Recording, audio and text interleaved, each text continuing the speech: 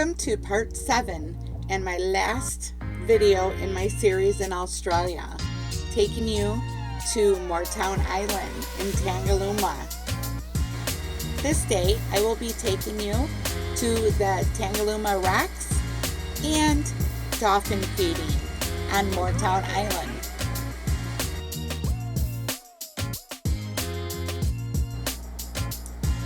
In Brisbane, I hopped a ferry that took me about 75 minutes to get to Moreton Island. 95% of the island is contained within a national park,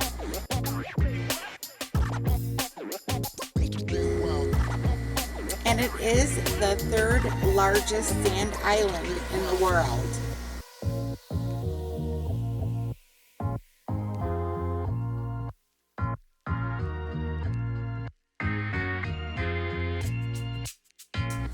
My main focus for this day trip was to snorkel the Tangalooma Wrecks.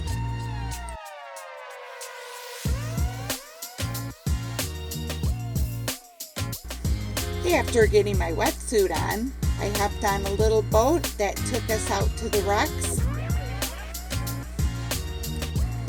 There were about 25 people in our group.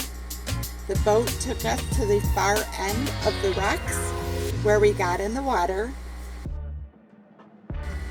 There is a pretty good current that takes you alongside the wrecks, but it is still a good idea for you to wear fins.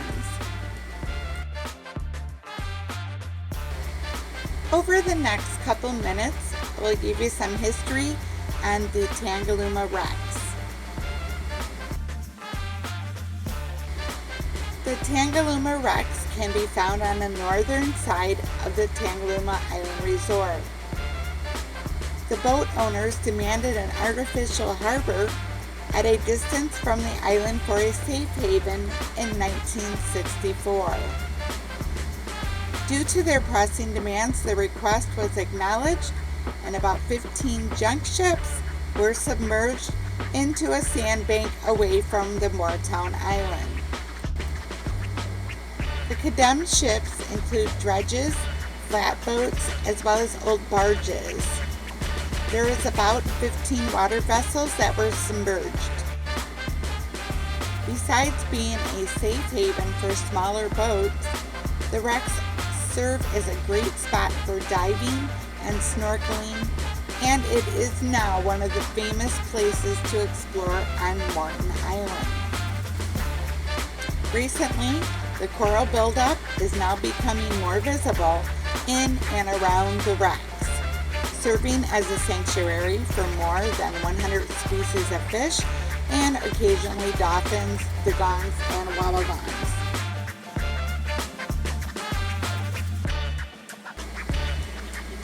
I was in the water about 40 minutes, and the current took me along the side of the wrecks, but you still have to be careful because it is rusty steel. The waters around Tangalooma are a little bit wavy, which causes the water to be a little bit cloudy.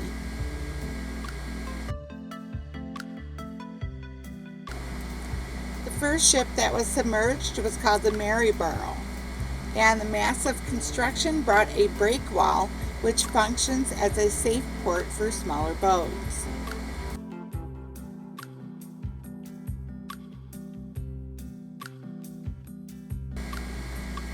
Moreton Island is famous for sand tobogganing, but it's also famous for snorkeling and diving, bird watching, feeding dolphins, whale watching, which you can do from land, fishing, and parasailing.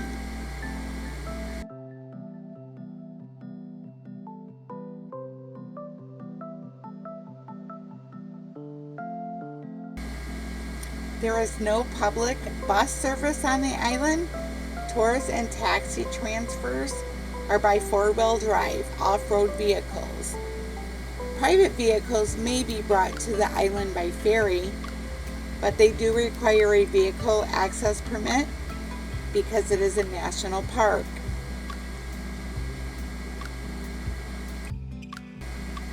Between 1952 and 1962, Tangalooma was the site of Queensland's only whaling station, with humpback whales being harvested on their annual migration north.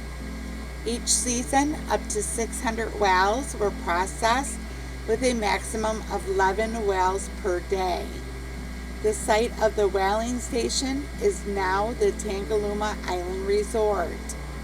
It still exists as a part of the resort today.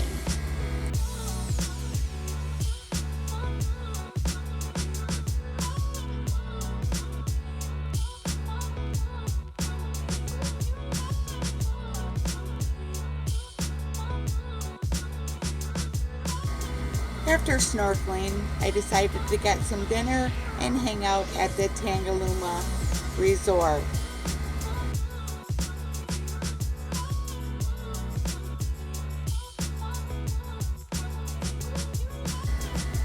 My wonderful day ended with wild dolphins heading up to the shore so they could be fed.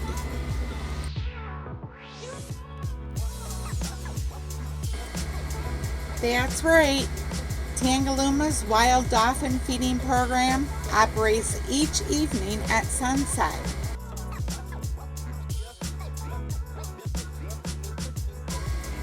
To ensure the dolphins maintain their natural instincts and independence, Tangalooma only feed each of the dolphins between 10 to 20% of their daily food requirement. This ensures they also hunt for themselves and can survive on their own. Herring are fed to the dolphins as they are a species that is commonly found in the bay. After getting your waders on, you can go up to your knees and the dolphins will come right up to you.